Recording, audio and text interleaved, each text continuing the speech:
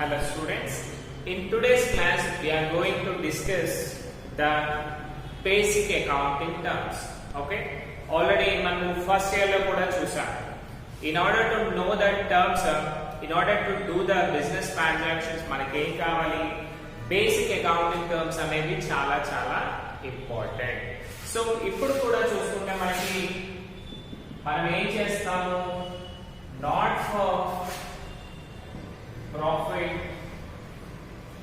organization కదా. So not for profit organizations deal చేసేటప్పుడు మనకు కూడా కొన్ని టర్మ్స్ అనేవి చాలా చాలా ఇంపార్టెంట్ రోల్ ప్లే చేస్తాయి. ఓకేనా, దాంట్లో ఫస్ట్ వన్ వచ్చేసి deferred revenue expenditure. ఓకేనా, డెఫర్డ్ రెవెన్యూ ఎక్స్పెండిచర్. సో ఇది చాలా ఇంపార్టెంట్ కదా. అలాగే మీకు మోస్ట్ ఇంపార్టెంట్ థింగ్, ఎన్ని స్టార్స్ అయినా పెట్టుకొని మీ ఇష్టం, క్యారీస్ 2 మార్క్స్. మనకి 2 మార్క్స్ ప్రాబ్లం ఆన్సర్స్ ఉంటాయి కదా, దాంట్లో కంపల్సరీ 2 మార్క్స్ వస్తాయి అన్నమాట. Okay, so let us see what is deferred revenue expenditure. deferred revenue expenditure అంటే ఏంటంటే any expenditure which takes in 1 year but its benefits are taken by the company in future years also. అంటే మనం ఒకసారి హెవీగా expenditure పెడతాం కదా, ఆ expenditure పెట్టడం వల్ల ఓన్లీ ఆ ఇయర్ కే కాదు, ఫ్యూచర్ ఇయర్స్ కి కూడా దాని నుంచి బెనిఫిట్స్ అనేవి వస్తాయి. దాన్నే మనము డెఫర్డ్ రెవెన్యూ ఎక్స్పెండిచర్ అంటాం. సింపుల్ గా చూడండి, ఇప్పుడు ఎవరైనా లలిత జ్యువెలర్స్ ఉన్నాడు కదా, గుండు బాస్ ఉంటాడు కదా, అతను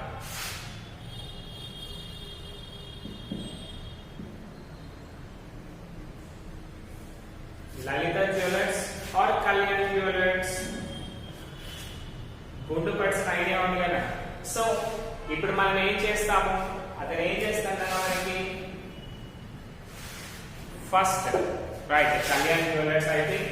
సో అతను ఏం చేశాడు, at the time of company starting, అంటే అతను జ్యువెలరీ బిజినెస్ పెట్టేటప్పుడు ఫస్ట్ లో ఏం చేశాడు, ప్రతి యాడ్ లో కూడా వాడినే వచ్చాడు, అంటే ఆ గుడ్ బర్డ్స్ నే యాడ్స్ లో వచ్చేసేవాడు. అది ఎంతలో వచ్చింది అంటే ఇప్పుడు మనకి యాడ్స్ కూడా అవసరమా దాని గురించి లేదు, మనం డైరెక్ట్ గా వెళ్ళిపోతాము కదా. అలాగే ఇప్పుడు చూడండి, ఆర్ఎస్ జ్యువెలర్స్ షోరూమ్ ఉందనుకోండి, మీకు సపరేట్ యాడ్స్ ఇస్తున్నారా వాళ్ళు, ఇవ్వట్లేదు. కానీ మళ్ళీ మనం అక్కడికి వెళ్తున్నాం. ఎందుకు వెళ్తున్నాము, బికాస్ వాళ్ళు at the time of initiation of the company, అంటే బిజినెస్ స్టార్ట్ చేసినప్పుడు వాళ్ళు హెవీగా ఇచ్చారు అడ్వర్టైజ్మెంట్, అందుకని అలా చేస్తాం. అంతేందుకనే ఇప్పుడు సింపుల్ గా చూడండి, వోడాఫోన్ ప్లస్ ఐడియా, ఈ 2 కంపెనీస్ మనకి తెలుసు కదా. వీళ్ళిద్దరు కలిసి ఇప్పుడు ఏం చేశారు, విఐ అని స్టార్ట్ చేశారు కదా. ఇది చూసారనుకోండి, ఒక 1 వీక్ 2 వీక్స్ బ్యాక్ విఐ అని ఎక్కడ చూడు అవే యాడ్స్ కనిపిస్తున్నాయా లేదా. వాళ్ళు హెవీ ఎక్స్పెండిచర్ పెట్టారు, మళ్ళీ పెట్టాల్సిన అవసరం ఉందా, లేదు. కానీ మనం ఏం చేస్తాం, మళ్ళీ కూడా అక్కడికే వెళ్తాం, బికాస్ మనకి అంత నోన్ థింగ్ అన్నమాట కదా. అంతే సింపుల్ గా ఇంకొకటి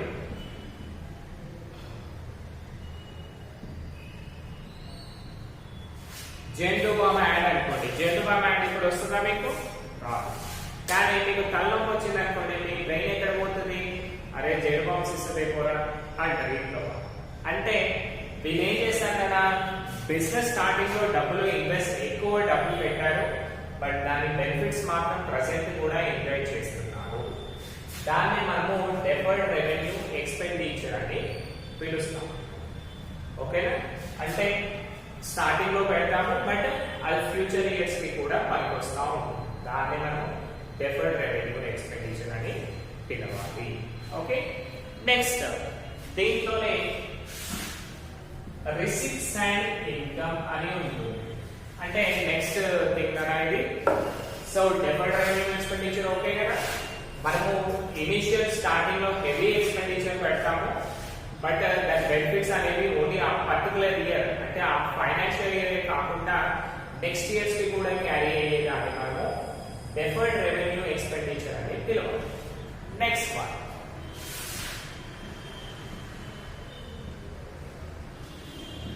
receipts and income. ఓకేనా?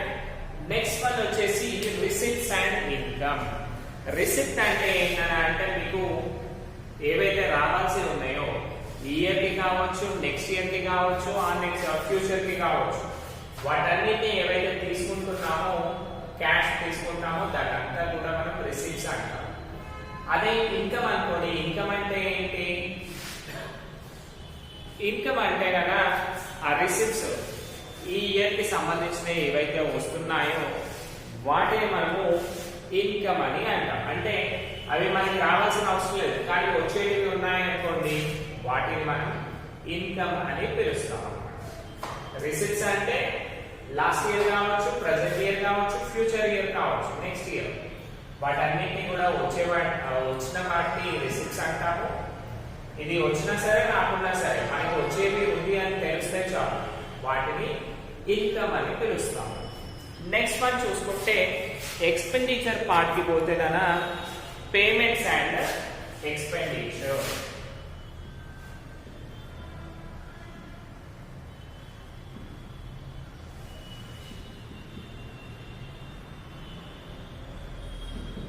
సో నెక్స్ట్ వన్ మనం చూసుకుంటే కనుక పేమెంట్స్ అండ్ ఎక్స్పెండిచర్ చూసుకుంటే పేమెంట్ అంటే ఏంటి అంటే actual expenditure paid, expenses paid. మనం ఏదైతే క్యాష్ పే చేస్తున్నామో అంటే ఇప్పుడు పే చేసామనుకోండి, సపోజ్ మీరు ఏం చేశారు బిజినెస్ లో గూడ్స్ అంటే రా మెటీరియల్స్ కొన్నారు, డబ్బులు ఇచ్చేసారు. సో ఇచ్చేసే వాటిని మనం పేమెంట్స్ అంటాం. అంటే ఆల్రెడీ ట్రాన్సాక్షన్ కంప్లీట్ అయిపోయింది, అది ప్రెసెంట్ ఇయర్ కావచ్చు, ఫ్యూచర్ ఇయర్, నెక్స్ట్ ఇయర్ కావచ్చు, లాస్ట్ ఇయర్ కావచ్చు, దాన్ని మనము పేమెంట్స్ అంటాం. అదే ఎక్స్పెండిచర్ చూసారనుకోండి, ఎక్స్పెండిచర్ అంటే ఏంటి అంటే anything happened or nothing happened, but దాన్ని మనం ఎక్స్పెండిచర్ అంటాం. ఎగ్జాంపుల్ ఇప్పుడు చూడండి, పేమెంట్ రా మెటీరియల్స్ కి పే చేస్తామని మీకు తెలిసి ఉండొచ్చు, తెలియకపోవచ్చు కదా. బట్ వేరే ఎక్స్పెండిచర్ చూడండి, మీరు ఇంకొక 1 month అయినాక కంపెనీలో శాలరీస్ పే చేయాలి, తెలుస్తుంది కదా మీకు, రైట్. ఆఫీస్ రెంట్ పే చేయాలి, తెలుస్తుంది కదా మీకు, right. That is the things. అంటే ఆల్ ద ఎక్స్పెన్సెస్ మన బిజినెస్ లో, all the expenses which are going to incur or incurred, we will call them as expenditure. Okay na? These are the things na. Next one చూడండి, అలాగే accounting treatment of important terms. First one, subscriptions. So ఇప్పుడు not for profit organisations ఉన్నాయి కదా, దాంట్లో మనం ఏం చేస్తాం, ముందుగా మనం మెంబర్షిప్ తీసుకుంటాము. అంటే మనం దాంట్లో సబ్స్క్రైబ్ చేసుకొని మనం ఏం చేస్తామంటే రెగ్యులర్ ఇంటర్వెల్స్ లో డబ్బులు పే చేస్తూ ఉంటాం. ఎగ్జాంపుల్ మీ ఇంట్లో డిష్ ఉంది అనుకోండి, దాన్ని సబ్స్క్రైబ్ చేసుకుంటాం. అంటే దాంట్లో మనం ఒక మెంబర్ గా జాయిన్ అయ్యి దానికి నెల నెల బిల్ కడతా ఉంటాం కదా, వాటిని మనము సబ్స్క్రిప్షన్స్ అంటాం. సో ఇప్పుడు ఈ నాట్ ఫర్ ప్రాఫిట్ ఆర్గనైజేషన్స్ లో కూడా కొంతమంది ఏం చేస్తారు అంటే ప్రతి నెల కూడా రెగ్యులర్ గా డబ్బులు ఇస్తూ ఉంటారు.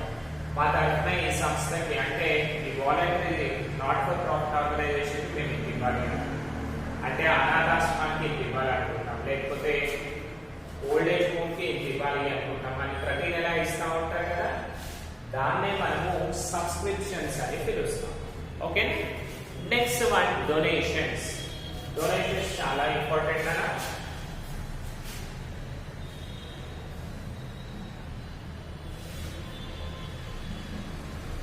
డొనేషన్స్ అంటే ఏంటి అంటే పబ్లిక్ దగ్గరికి వెళ్ళి మనం కలెక్ట్ చేస్తూ ఉంటాం అన్నమాట. సార్ మేము ఇలా ఆర్ఫనేజ్ పెట్టాము, మాకు కొంచెం డబ్బులు కావాలి అని తీసుకుంటా ఉంటాం కదా. అంటే అకార్డింగ్ టు మనము అడిగినప్పుడు వాళ్ళు ఇచ్చే ప్రతి దాన్ని కూడా మనము డొనేషన్స్ అని పిలవాలి. సింపుల్ గా చూడండి, an amount received from outside people voluntarily is known as donations. So మనము అప్పుడప్పుడు చూడొచ్చు, మీరు సిటీ వెళ్ళారనుకోండి, సిగ్నల్స్ దగ్గర బాక్సెస్ పట్టుకొని నిలబడతారు. నిలబడి సార్ మేము ఈ సంస్థలో వర్క్ చేస్తున్నాము, ఇక్కడ ఇంతమంది పిల్లలు సపోజ్ 50 మెంబర్స్ 100 మెంబర్స్ మా దాంట్లో ఉన్నారు, మేము వాళ్ళకి ఫుడ్ క్లాత్ షెల్టర్ ఇవ్వాల్సి వస్తుంది కదా, సో మీ తరఫున కొంచెం సహాయం చేయండి అని అంటారు కదా, వాటిని మనము డొనేషన్స్ అంటాం. ఓకేనా? సో ఈ డొనేషన్స్ మళ్ళీ మనకి 2 టైప్స్ ఉంటాయి. ఏంటి అంటే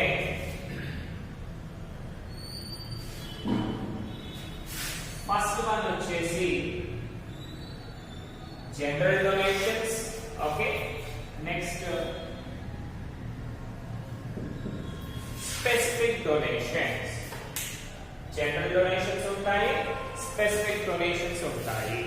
okay, general donations and specific donations, what is the difference అంటే, ఇప్పుడు మీరు జనరల్ డొనేషన్స్ చూసారనుకోండి, ఇప్పుడు ఏం చేస్తాం మనము, వాళ్ళు అడగగానే డబ్బులు ఇచ్చేస్తాం, ఇచ్చేసి మీ ఇష్టం ఉన్నట్టు చేసుకోండి. లైక్ అంటే మా సపోజ్ ఏం చేశారంటే,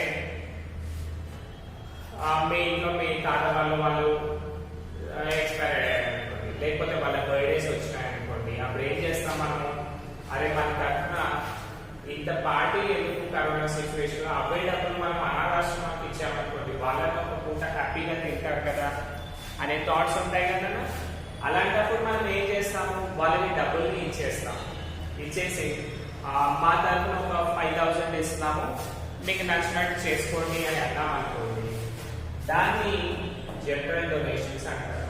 అంటే without saying any specific thing, అంటే మీరు దీనికే వాడండి అని ఏం చెప్పట్లేదు, మీరు దేనికి ఖర్చు కావాలి అనుకుంటే అవి చేసుకోండి అని చెప్పి ఇచ్చేదాన్ని మనము జనరల్ డొనేషన్స్ అంటారు. అంటే ఇక్కడ మనం ఎలాంటి రూల్స్ కూడా పెట్టట్లేదు, మీకు నచ్చినవి చేసుకోండి అని చెప్పేదాన్ని జనరల్ డొనేషన్స్.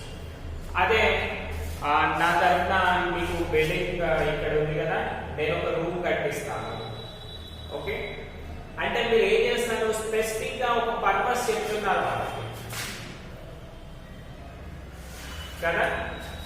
నేను ఇప్పుడు ఒక 50,000 ఇస్తున్నాను, ఈ బిల్డింగ్ కట్టడానికి మాత్రమే యూజ్ చేయండి అని చెప్పారనుకోండి, దాన్ని మనము స్పెసిఫిక్ డొనేషన్స్ అంటాం. లేకపోతే ఆ దాంట్లో ఏదైనా టోర్నమెంట్స్ జరుగుతున్నాయి, ఓకేనా, అందరికీ కలిసి ఒక క్రికెట్ లీగ్ పెట్టాలి అనుకుంటున్నాడు, మళ్ళీ దానికి ఖర్చులు అవుతాయి కదా, ఎక్స్పెన్సెస్ అవుతాయి కదా, సో ఈ క్రికెట్ లీగ్ కి నేను ఇంత స్పాన్సర్ చేస్తున్నాను అని చెప్పారు. అంటే మీరు ఏం చేస్తున్నారు, ఓన్లీ ఆ స్పెసిఫిక్ ఆ క్రికెట్ కోసం మాత్రమే డబ్బులు ఇస్తున్నారు, దాన్ని మనము స్పెసిఫిక్ డొనేషన్స్ అంటాం. అంటే మీరు డొనేషన్ అంటే దానం చేస్తున్నారు, బట్ ఎలా చేస్తున్నారు, స్పెసిఫిక్ పర్పస్ చెప్పి చేస్తున్నారు, అంటే దీనికి మాత్రమే వాడాలి, వేరే దానికి వాడాల్సిన అవసరం లేదు అంటున్నారు కదా, దాన్ని మనము స్పెసిఫిక్ డొనేషన్ అని పిలుస్తుంది. ఓకే కదా, ఇస్ ఇట్ క్లియర్? మనం ఎలాంటి రీజన్ చెప్పకుండా డైరెక్ట్ గా డబ్బులు ఇచ్చేస్తే, డొనేట్ చేస్తే జనరల్ డొనేషన్స్. అదే లేదు మీరు కంపల్సరీ ఇదే చేయండి అని చెప్పి ఇస్తే స్పెసిఫిక్ డొనేషన్స్. ఓకే, మళ్ళీ మనకి ఎక్స్పెన్సెస్ ఇన్కమ్స్ ఉన్నాయి కదా, ఈ ఎక్స్పెన్సెస్ అండ్ ఇన్కమ్స్ కూడా మళ్ళీ మనకి 2 టైప్స్ గా కేటగరైజ్ అయ్యాయి. ఎన్ని టైప్స్ ఉన్నా 2 టైప్స్ గా కేటగరైజ్ అయ్యాయి. First capital, next revenue. Okay, capital and revenue things. Capital expenditure and income అంటే ఏంటి, రెవెన్యూ ఎక్స్పెండిచర్ అండ్ ఇన్కమ్ అంటే ఏంటి? క్యాపిటల్ థింగ్స్ అంటే ఏంటన్నా అంటే which are going to take place only once. అంటే మనం ఒకేసారి హెవీ ఎక్స్పెండిచర్ పెడతాము, కానీ దాని ఫ్యూచర్ ఇయర్స్ లో కూడా యూజ్ చేస్తా ఉంటాము, దాన్ని మనము క్యాపిటల్ ఎక్స్పెండిచర్ అంటాం. Capital expenditure or income. Okay, so only one time రికర్ అయ్యేదాన్ని క్యాపిటల్ అనాలి. సపోజ్ ఇంకా నెల వస్తుంది, రికరింగ్. రికరింగ్ అంటే ఏంటంటే మళ్ళీ మళ్ళీ వస్తుంది, దాన్ని మనము రెవెన్యూ అని అనాలి. ఓకేనా? Example simple, we go with the expenses and incomes. So capital అంటే ఏంటి? ఓన్లీ వన్ టైం ఎఫెక్ట్ అవుతుంది. రెవెన్యూ అంటే రికరింగ్ అంటే మళ్ళీ మళ్ళీ వచ్చేదాన్ని మనము రికరింగ్ అంటాం. ఎగ్జాంపుల్ క్యాపిటల్ థింగ్స్ లో చూసామనుకోండి, ల్యాండ్ పర్చేజ్. మనం ఏదైనా ల్యాండ్ పర్చేజ్ చేసామనుకోండి, మీరు మన దగ్గర ల్యాండ్ పర్చేజ్ చేశారు మనం ట్రస్ట్ కోసం, సో దానికి డబ్బులు పే చేశారు, మళ్ళీ పే చేస్తారా? సేమ్ ల్యాండ్ కి పే చేయండి కదా.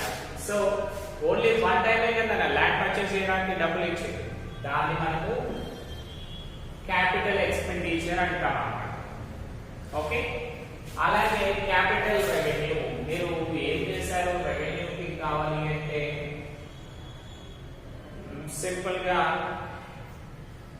సేల్ ఆఫ్ బిల్డింగ్ అనుకోండి.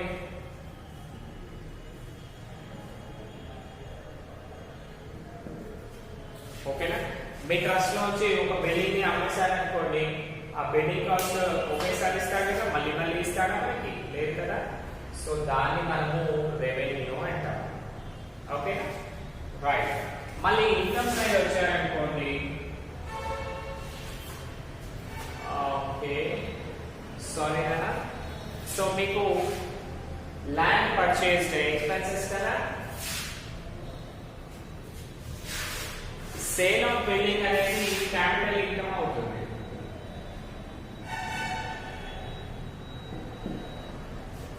కదా. ల్యాండ్ పర్చేస్ చేస్తేనేమో capital expenditure, sale of building ఇది కూడా పర్సే కాబట్టి క్యాపిటల్ ఇన్కమ్. అదే మీరు రెవెన్యూ అనుకోండి, మళ్ళీ మళ్ళీ ఏమొస్తాయి మనకి ఖర్చులు? చూడండి, సాలరీస్, రెంట్ వస్తాయా రావా? రైట్. సో మీరు ఈ మంత్ సాలరీస్ పే చేశారు మీ ఎంప్లాయీస్ కి, నెక్స్ట్ మంత్ ఊరుకుంటారా? ఊరుకోరు. మళ్ళీ 30 days కాగానే సార్ నా సాలరీ ఇవ్వలేదు కదా. రైట్. సో ఏవైతే రికరింగ్ ఇన్ నేచర్ ఉంటాయో వాటన్నిటిని కూడా మనము రెవెన్యూ అని అంటాం. అదే రెవెన్యూ థింగ్స్ దీంట్లో చూసుకోండి, రెవెన్యూ ఇన్కమ్స్ అంటే ఏంటి? Commission received, next interest received, ఉన్నాయా లేవా? రైట్. సో ఈ కమిషన్ ఒకసారి అయిపోద్దాం, మళ్ళీ సేల్ చేస్తారు వాళ్ళు, మళ్ళీ మనం డబ్బులు ఇవ్వాల్సి వస్తుంది కదా. నెక్స్ట్ ఇంట్రెస్ట్ రిసీవ్డ్, ఈ నెల ఇంట్రెస్ట్ వచ్చింది, నెక్స్ట్ నెల ఊరుకుంటామా మనము? లేదు. అది మీకు 10 lakhs ఇచ్చాం కదా, ఇంట్రెస్ట్ ఇవ్వండి, ఈ నెల ఎందుకు ఇవ్వలేదు, లాస్ట్ నెల ఇస్తే అయిపోతుందా అంటామా లేదా? అంటాము. రైట్.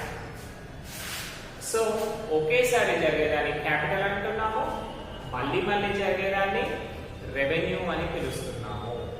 పిల్లలు ఇవన్నీ కూడా మీకు ఏం చేస్తాను, మీకు స్క్రీన్ షాట్ అని ఫోటో తీసి పంపిస్తాను, అవన్నీ కూడా జాగ్రత్తగా మీ బుక్ లో రాసేయండి. ఓకేనా?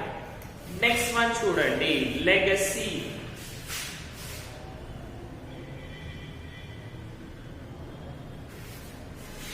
లెగసీ అంటే ఏంటి? Amount received by organization as per the will of a person is called legacy. Okay, ఇక్కడ చూడండి మనకి డొనేషన్స్ లో ఏమైంది, మనం వెళ్ళి సార్ మేము కావాలి కొంచెం డొనేట్ చేయండి అంటే ఇస్తాం, దాన్ని డొనేషన్ అంటే మనం అడుగుతున్నాం. లెగసీ అంటే ఏంటి తెలుసా? వాళ్ళంతల వాళ్ళే, అంటే మనం ఆ పర్సన్ ని ఎప్పుడు కూడా మీట్ అయ్యి ఉండకపోవచ్చు, మేబీ అంటే తెలిసి ఉండొచ్చు, బట్ ఇలా డొనేషన్స్ అడగకపోవచ్చు. కానీ వాళ్ళు ఏం చేస్తారు అంటే, సార్ నా తరఫున మీ చారిటీ ఇన్స్టిట్యూషన్స్ కి ఒక 10 lakhs ఇవ్వాలి అనుకుంటున్నాను, లేకపోతే నా ప్రాపర్టీస్ ఇప్పుడు బాగా డబ్బులు ఏం చేస్తాను కదా, నేను వెళ్ళిపోయాక ఎక్స్పైరీ అయ్యాక నా ఆస్తులన్నీ కంపెనీకి చెందాలి అని రాస్తారు కదా, దాన్ని లెగసీ అంటాం అన్నమాట. ఓకే, ఎట్లా నేను వెళ్ళిపోయాక ఇవన్నీ కూడా అనాథాశ్రమానికి పోవాలి, అదే ఆర్ఫనేజ్ కి పోవాలి అని మనం సినిమాల్లో బాగా చూస్తుంటాం కదా. వాటన్నిటిని కూడా మనము లెగసీ అని పిలుస్తాము. ఓకే, లెగసీ అంటే ఏంటన్నా as per the will of the person, అతను నచ్చి నేను ఇవ్వాలి అనుకుంటున్నాను ఈ సంస్థకి అని చెప్పి మనం అడగాల్సిన అవసరం లేదు, వాళ్ళంతా వాళ్ళే వచ్చి ఇచ్చేదాన్ని లెగసీ అని పిలవాలి. Okay, next one entrance fee.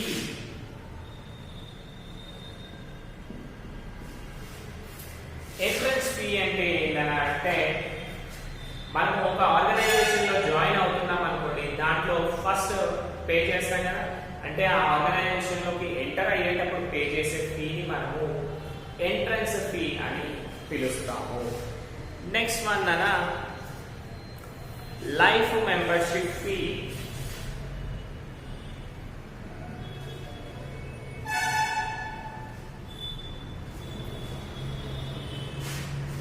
Okay, entrance fee అంటే ఏంటి, మళ్ళీ ఇయర్లీ కానీ మంత్లీ కానీ డైలీ కానీ ఉంటుంది.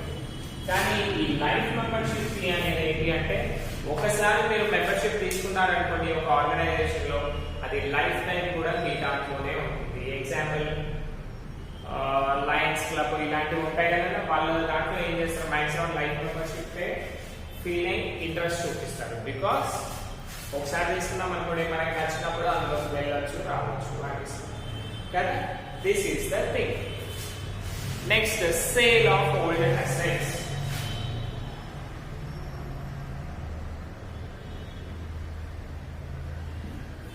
సో ఈ సేల్ ఆఫ్ ఓల్డ్ అసెట్స్ అంటే ఏంటి, మన కంపెనీలో ఏమైనా ఓల్డ్ అసెట్స్ అంటే పాత పరికరాలు ఉన్నాయనుకోండి, వాటిని అమ్మేస్తాం కదా. సో వాటిని మనం ఏమనుకోవాలి అంటే క్యాపిటల్ ఇన్కమ్ అని అనుకోవాలి.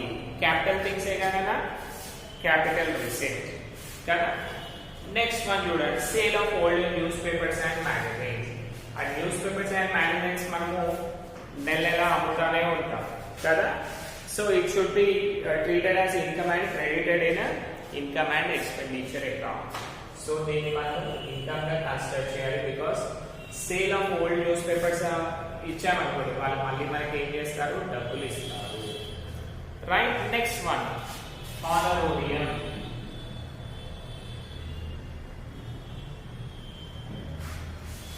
హానరోరియం అంటే ఏంటంటే ఆ పర్సన్, ఇప్పుడు మనకి ఎవరైనా డబ్బులు ఇచ్చారనుకోండి, ఎందుకు ఇస్తారు, మనం ఆ కంపెనీలో వర్క్ చేసినా ఇస్తారు, లేకపోతే పార్ట్ టైం ఏదైనా చేసినా ఇస్తారు, కానీ ఊరికే ఇస్తారా, ఇవ్వరు. కానీ హానరోరియం ఏంటన్నా అంటే amount paid to the non employees for their services, దాన్ని మనము హానరోరియం అంటాం. ఎగ్జాంపుల్ అన్నా ఇన్స్టిట్యూషన్ ఎక్కడ ఉందో చాలా మందికి తెలియదు అనుకోండి, దాన్ని బాగా అడ్వర్టైజ్ చేసుకోవాలి అని అనుకుంటున్నాం. అప్పుడు మీరు ఏం చేస్తారు, పాపులర్ సెలబ్రిటీ ఎవరైతే ఉన్నారో వాళ్ళని పిలిచి వాళ్ళకి సన్మానం చేసి మీ కంపెనీ గురించి చెప్పి అన్ని చేస్తారు కదా. మళ్ళీ ఉంటే చేస్తారా, వాళ్ళకి కొంచెం డబ్బులు ఇస్తారు, వాళ్ళు చేసిన వర్క్ కానీ కొంచెం డబ్బులు ఇస్తారు కదా, దాన్ని మనము హానరోరియం అంటాం. చూడండి దీంట్లో ఏముంది, it is a payment made to the non employees for the services they have rendered. అంటే వాళ్ళు చేసిన పనులకు, వాళ్ళు చేసిన కృషులకు కానీ మనం ఇచ్చే అమౌంట్ ని హానరోరియం అని పిలవాలి. సపోజ్ ఎవరిని తీసుకున్నా, సచిన్ ని తీసుకున్నాం, హీఈస్ ఏ క్రికెటర్, క్రికెట్ లోనే వర్క్ చేస్తాడు కాబట్టి క్రికెట్ నుంచి అతనికి అమౌంట్ అనేది వస్తుంది.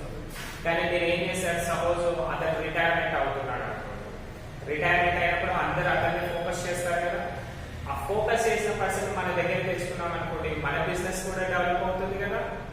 సో అందుకని ఏం చేస్తారు, మీరు ఎలాగో రిటైర్ అవుతున్నారు కాబట్టి, already retired, just for example retire అవుతున్నారు కాబట్టి మేము సన్మానం చేయాలి అనుకుంటున్నాం మా కంపెనీ తరఫున చేస్తాం కదా, దాన్ని హానరోరియం అంటాం. ఊరికే చేస్తామా, మళ్ళీ కొంచెం క్యాష్ ప్రైస్ ఇచ్చి చేస్తాం. సో దాన్ని హానరోరియం అని పిలుస్తాం. Okay, next grants from government agencies. అప్పుడప్పుడు మళ్ళీ నాట్ ఫర్ ప్రాఫిట్ ఆర్గనైజేషన్స్ ఏదైనా గవర్నమెంట్ ఏజెన్సీస్ ఏవైతే ఉంటాయో, ఓకేనా, ఎల్ఐసి కానివ్వండి, ఎస్బీఐ కానీ, వీళ్ళకి ఎక్కువ ప్రాఫిట్స్ వచ్చినప్పుడు ఏం చేస్తారు, కొంచెం ఈ నాట్ ఫర్ ప్రాఫిట్ ఆర్గనైజేషన్స్ కూడా డబ్బులు ఇస్తూ ఉంటారు, సర్వీస్ చేస్తూ ఉంటారు. దాన్ని మనం అనుకోవచ్చు. Next one revenue expenses. Already మనం డిస్కస్ చేసాం కదా ఇంతకుముందు.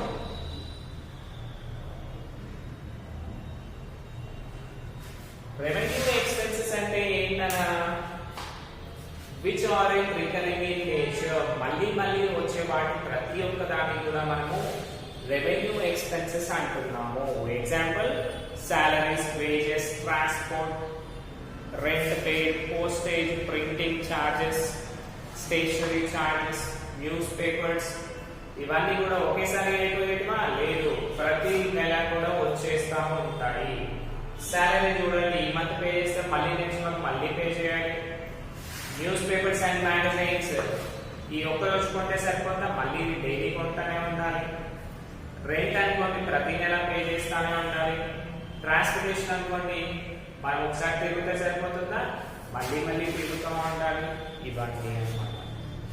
Next revenue receipts.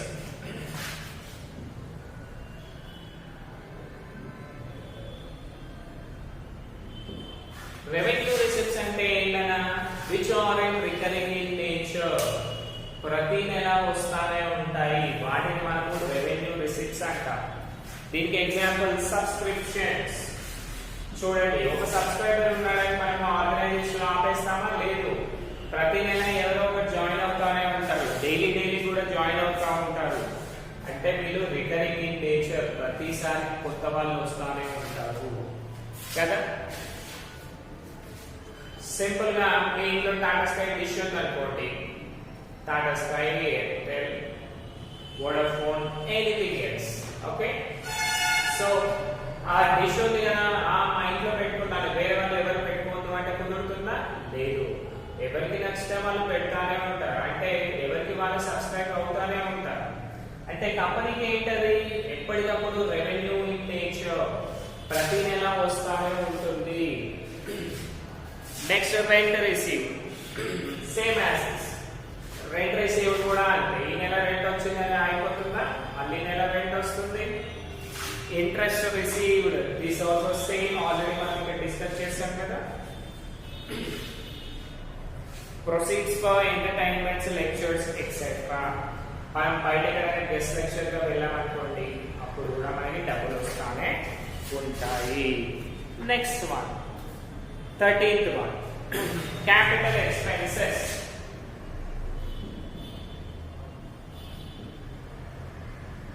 Capital expenses, last one is purchase of consumable goods.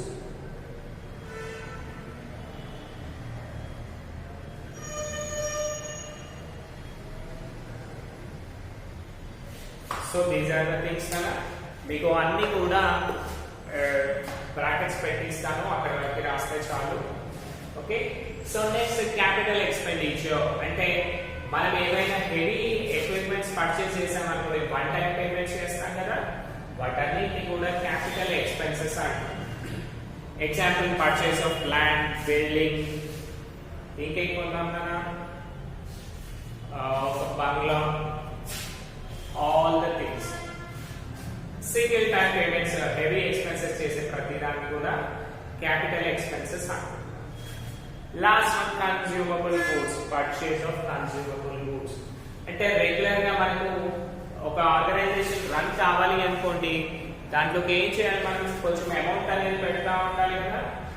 So దాన్ని మనము పర్చేస్ ఆఫ్ కన్స్యూమబుల్ గూడ్స్ అంటే డైలీ నీడ్స్ ఏదైతే పర్చేస్ చేస్తున్నామో వాటన్నిటిని కూడా మనము పర్చేస్ ఆఫ్ కన్స్యూమబుల్ గూడ్స్ అంటాం. ఓకేనా, థ్యాంక్ యూ. మీరు ఏం చేయండి అంటే ఇవన్నీ కూడా మీకు ఫొటోస్ పెడతాను, అవన్నీ కూడా ఇంట్లో రాస్తాను. Okay, happy Dasara.